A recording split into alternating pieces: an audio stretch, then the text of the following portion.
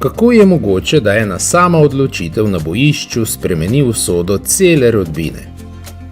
Kako je mogoče, da grof iz Cela postane tast cesarja in eden ključnih oblikovalcev evropske politike?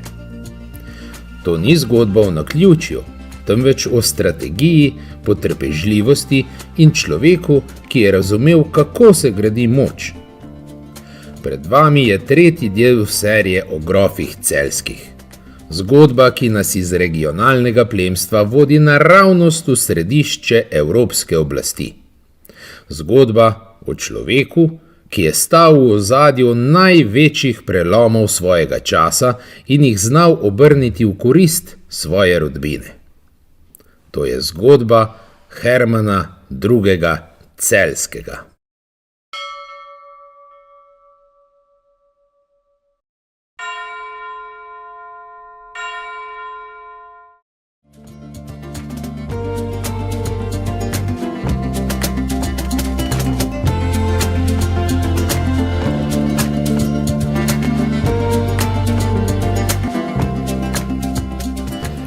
Rodil se je okoli leta 1361 v rodbino, ki je že imela trdno zasidrano vlogo v prostoru slovenskih zgodovinskih dežel Štajerske, Krajinske in Koroške.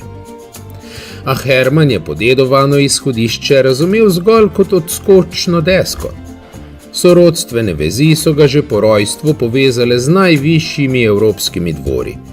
Po materi je izhajal iz bosenske vladarske hiše Kotromaničev, njena sestra Elizabeta Kotromanič se je poročila z ogrskim kraljem Ludvikom Anžujskim in postala ogrska kraljica. S tem je bil grof Herman II. Celjski njen neposredni nečak. Iz istega zakona sta se rodili hčeri, ki sta zaznamovali zgodovino Srednje Evrope, Marija Ogrska, ogrska kraljica in Jadviga Poljska, poljska kraljica. Ker sta bili hčeri njegove tete po materini strani, je bil Herman II. Njun prvi bratranec. Te vezi niso bile le družinske, pomenile so, da je bil Herman že zgodaj del širšega vladarskega kroga Evrope, sorodnik kraljic, oče bodoče cesarice in tast prihodnega cesarja.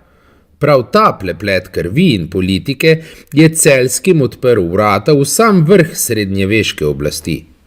Še preden je dopolnil 30 let, ni bil več zgolj grof s posestmi, temveč priznan razsodnik plemiških sporov in sodelavec mednarodnih komisij.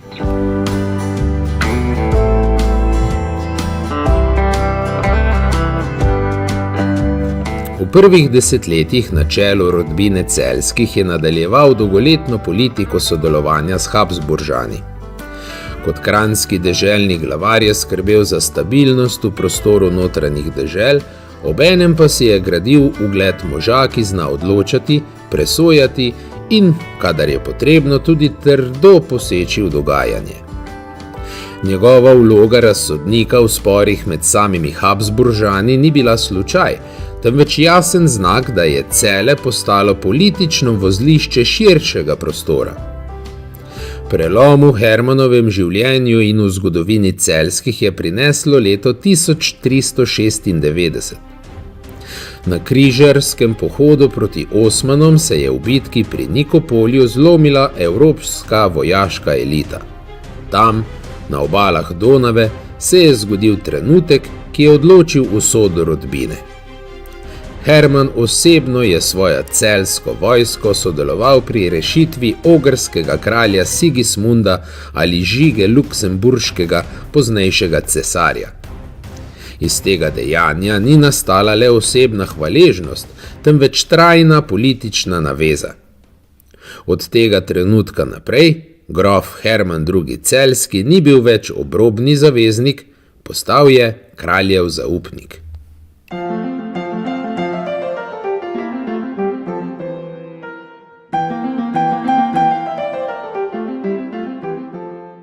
V naslednjih letih so nagrade prihajale druga za drugo. Posesti v slovenskem panonskem prostoru, grofija Zagorje, Varaždin, slovenski otok oziroma Medžimurje s Čakovcem, vse to ni bila zgolj zemljiška pridobitev, temveč neposreden prehod rodbine Celjskih v vrh ogrske baronske elite. Grof Herman II. Je tedaj postal dvojni grof, ne več zgolj grof Celjski, marveč poleg tega še grof Zagorski.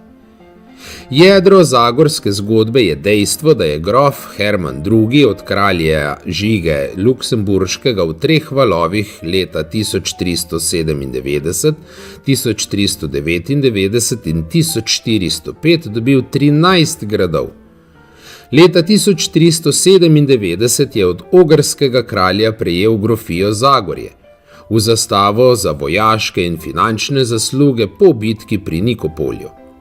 Po dodatnih potrditvah in razširitvah posesti z Varaždinom in Medžimurjem se je dejansko uveljavil kot grof Zagorski. Od tega časa se v virih dejansko pojavlja tudi z zagorskim grofovskim naslovom. Grofija Zagorje ni bila podedovana, temveč je bila kraljeva podelitev oziroma beneficij ali zastava, ki pa je v praksi Celjskim dala poln grofovski status v prostoru kraljestva Slovenije v okviru ogrske oziroma krone svetega Štefana. To je izjemno pomembno, saj so Celjani s tem postali realni ozemeljski magnati v prostoru slovenskega kraljestva, regnum Sklavonije. V kraljestvu Slovenije so dobili tudi urbano oporišče Varaždin in ne le podeželskih fevdov ter ključni predhodni prostor med vojvodstvom Štajersko in ogrskimi deželami, kar je v praksi pomenilo tudi nadzor poti, mostnin, dohodkov in mobilizacije.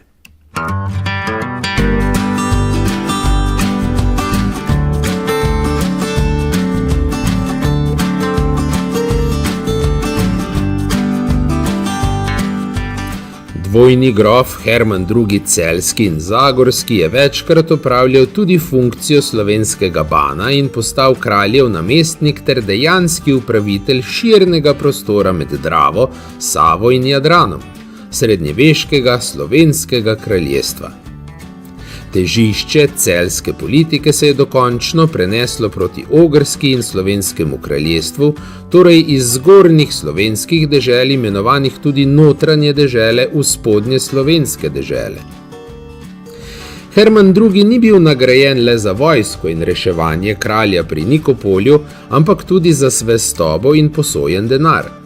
To pomeni, da je dvojni grof do kralja Žige Luksemburškega nastopal kot finančni in politični steber v času, ko so se mu ogrski baroni upirali in je bil ogrski kralj v stiski. Še ena prelomnica je bila leta 1401, ko je Herman II. Celjski skupaj z ogrskim palatinom Nikolajem Garajem, najmočnejšim možem ogrskega kraljestva, takoj za kraljem, odločilno pomagal pri izpustitvi kralja iz ujetništva upornih ogrskih baronov. S tem je stopil v sam vrh oblasti slovenskega in ogrskega kraljestva. To je bilo drugo Nikopolje, tokrat notranje politično, a prav tako zelo pomembno. Najvidnejši simbol tega preobrata je bila poroka Hermanove hčere Barbare Celjske s kraljem Sigismundom Luksemburškim. Barbara ni bila zgolj kraljica in cesarica, bila je samostojna politična igralka, gospodarica obsežnih posesti in ena najbolj razgledanih, vplivnih in najpremožnejših žensk svojega časa. Za Hermana pa je ta poroka pomenila vstop v samo srce evropske oblasti. Kot kraljev tast je postal stalni sogovornik vladarja, diplomat prvega reda in eden ključnih oblikovalcev politike v srednji Evropi. Ko se je Barbara Celjska konec leta 1405 poročila z ogrskim kraljem Sigismundom Luksemburškim, to ni bila le dinastična poroka, temveč prelomni politični dogodek. Celjski so se s tem povezali neposredno z vrhom ogrske krone in z vladarjem, ki je kmalu zatem postal ena osrednjih osebnosti srednjeveške Evrope. Barbara je s poroko takoj stopila v vlogo ogrske kraljice soproge, a njen položaj se je dodatno utrdil, ko je bila leta 1408 tudi uradno kronana kot kraljica, ki ni samo prisotna ob prestolu, temveč ima priznano mesto v simbolnem redu oblasti. Od tu naprej se njena moč ni gradila zgolj na naslovu, temveč na realnem vplivu, na dvoru, v upravljanju posesti in v vladarskem krogu, kjer je Herman II. Kot kraljev tast dobil dostop do najvišjih odločitev. Sigismundova pot se je v naslednjih desetletjih dvigovala stopnico za stopnico. Ko je njegov politični položaj v srednji Evropi dozorel, je bil najprej prepoznan tudi v cesarskem prostoru, nato pa je njegov vpliv presegel meje Ogrske. Vrhunec je prišel, ko je bil 31. maja 1433 v Rimu kronan za cesarja Svetega rimskega cesarstva. Trenutek, ki je Sigismunda postavil v sam vrh krščanske Evrope. In s tem se je spremenil tudi Barbarin naslov. Od takrat naprej ni bila več le kraljica, temveč cesarica, soproga kronanjega cesarja z vso težo, ki jo je ta naziv prinašal v protokolu in v politiki.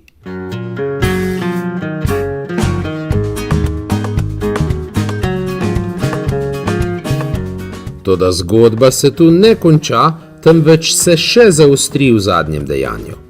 V Češkem kraljestvu je Sigismund že od leta 1419 uveljavljal svojo kraljevsko pravico, a Barbara, kljub temu, da je bila kraljica po statusu, dolgo ni dobila tistega odločilnega pečata legitimnosti, ki ga je v srednjem veku pomenilo kronanje. Šele 11. februarja 1437 je bila v Pragi kronana za češko kraljico. Ta datum je pomemben, ker pokaže, kako trdoživa in konfliktna je bila češka politična stvarnost po husitskih pretresih. Krona ni bila samoumevna, temveč je bila rezultat dolgega pritiska, pogajanj in utrjevanja oblasti. Če povzamemo, poroka konec 1405 je Celjske pripeljala v samo srce kraljevske politike. Leta 1408 je Barbara z ogrskim kronanjem postala polnopravni simbol kraljestva. Leta 1433 je Sigismund v Rimu postal cesar, Barbara pa cesarica.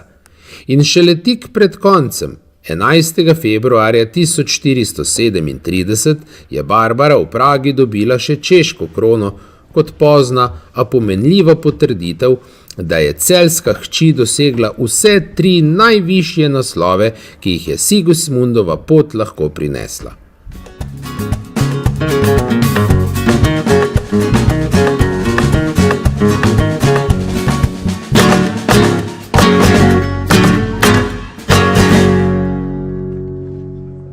Grof Herman II. Je veliko potoval, pogajal se je in sklepal dogovore.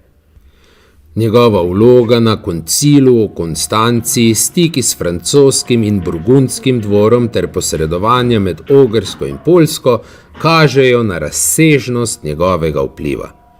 Ni bil zgolj poslanec, temveč strateg, ki je razumel, kako se gradi dolgoročna moč z zavezništvi, porokami, dediščinami in pravicami. Eden največjih uspehov njegove politike je bila pridobitev ortenburške dediščine. Po smrti zadnjega Ortenburžana Miroslava ali Friderika III. In na podlagi dedne pogodbe iz leta 1377 je dvojni grof Herman II. Dejansko prevzel še ortenburško grofijo. Leta 1420 je bila dediščina formalno potrjena s pravno in fevdno konsolidacijo. Od tedaj se je Herman II. Tudi uradno naslavljal kot grof ortenburški. S tem so celjski postali trojni grofje: celjski, zagorski in ortenburški.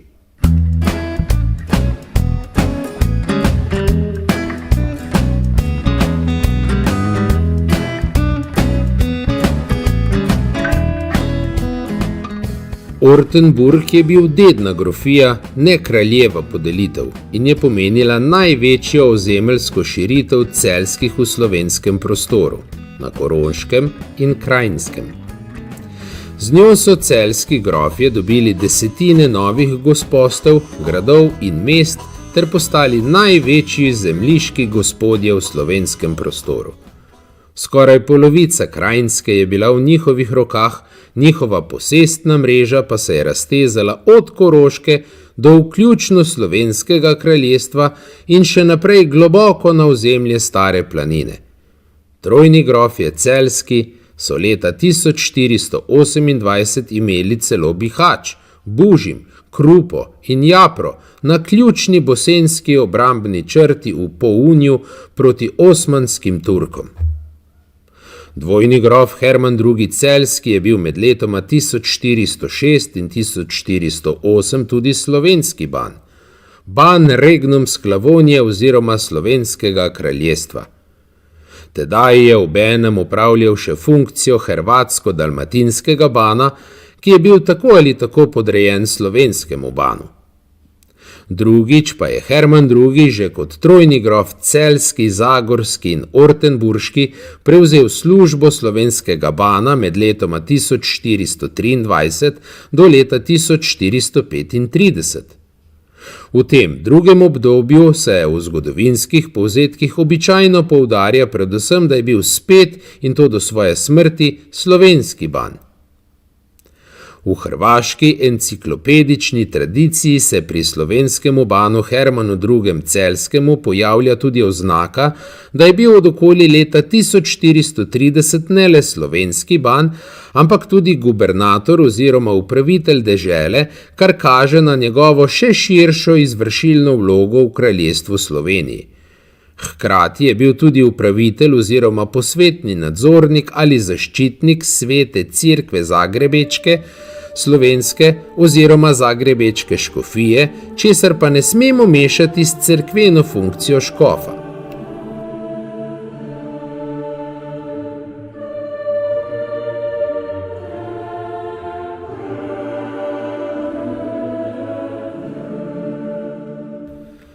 Toda Herman je razumel, da surova moč ni dovolj. Del svojih ozemelj je zato zavestno vrnil Habsburžanom, da bi dosegel nekaj neprimerno pomembnejšega. Odpravo fevdne nadoblasti nad celjskimi. Ta poteza razkriva bistvo Hermanove politike. Bil je pripravljen žrtvovati del trenutne moči in posesti za višji simbolni in pravni cilj. Povzdig celjskih med državne kneze. To ni bila osebna ambicija, temveč projekt cele dinastije, načrtovan desetletja vnaprej. Toda za fasado uspeha so se skrivale tudi temne plati. Spor s sinom Miroslavom II., pogosto imenovanim Friderik II., smrt Elizabete Frankopanske in usoda Veronike Deseniške so pokazali, da je bil Herman brezkompromisen v zasledovanju ciljev. Dinastični interes je postavil visoko nad osebne vezi. Ti dogodki so zaznamovali konec njegovega življenja in preusmerili njegove upe v vnuka, Urha II. Celjskega, ki ga je postopoma uvajal v javno in politično življenje. Kljub vsemu, Herman ni bil zgolj trdi vladar. Bil je tudi velik dobrotnik cerkvenih ustanov. V slovenskem kraljestvu je okoli leta 1400 ustanovil pavlinski samostan Lepoglava, v notranje deželnem prostoru pa Kartuzijo Pleterje. Oba samostana sta bila dinastični in simbolni temelj celjske oblasti. Hermanov dvor v Celju je deloval kot pravi knežji dvor, z uradi, ceremonijami in omiko, primerljivo z večjimi evropskimi središči. Njihov dvor v Gradcu pri Zagrebu v slovenskem kraljestvu pa je veljal za celjsko poletno rezidenco.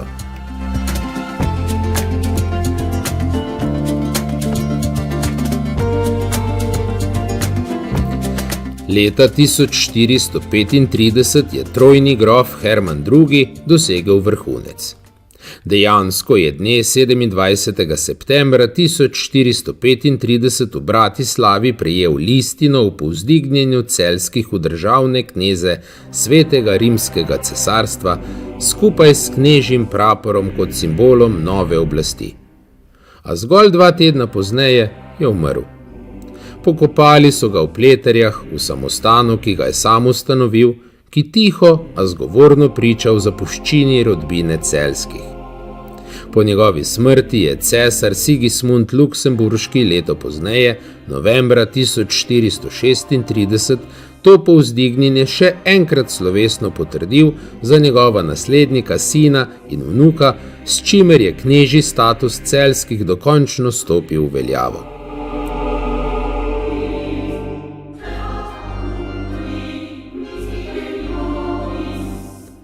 Pojem državni knezi Svetega rimskega cesarstva je pomenil bistveno več kot le višji plemiški naslov. Šlo je za poseben pravno-politični status, ki je nosilcem dajal praktično suvereno oblast znotraj cesarstva. Državni knezi so bili tisti posvetni ali cerkveni gospodje, ki so imeli neposreden odnos in dostop do cesarja, brez vmesnega fevdnega gospoda. Vladali so svojim ozemljem kot samostojni nosilci oblasti in so bili del najvišjega političnega sloja cesarstva. To pomeni, da niso bili več navadni vazali, temveč člani državne elite. Državni knez ni bil več podrejen drugemu knezu ali vojvodu, temveč neposredno cesarju. To je bila največja pravna razlika med grofom in državnim knezom.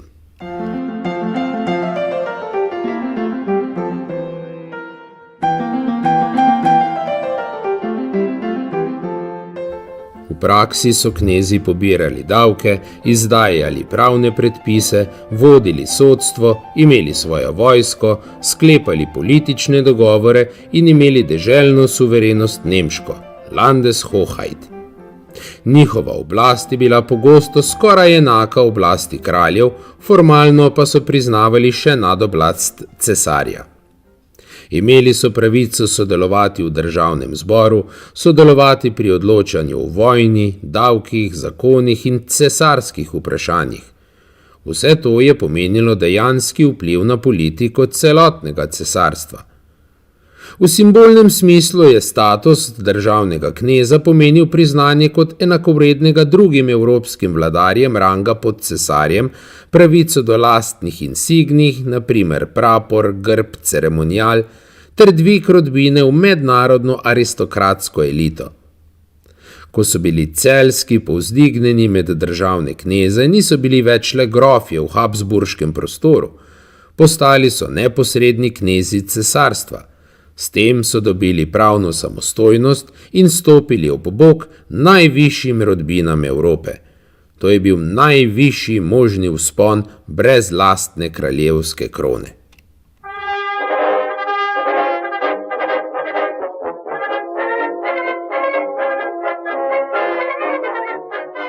Herman II. Celjski ni bil le trojni grof, slovenski ban in državni knez. Bil je arhitekt. Iz močne lokalne rodbine je ustvaril pravo evropsko dinastijo. Njegovo življenje ni bilo niz slučajev, temveč premišljena zgodba o oblasti, potrpežljivosti in politični inteligenci.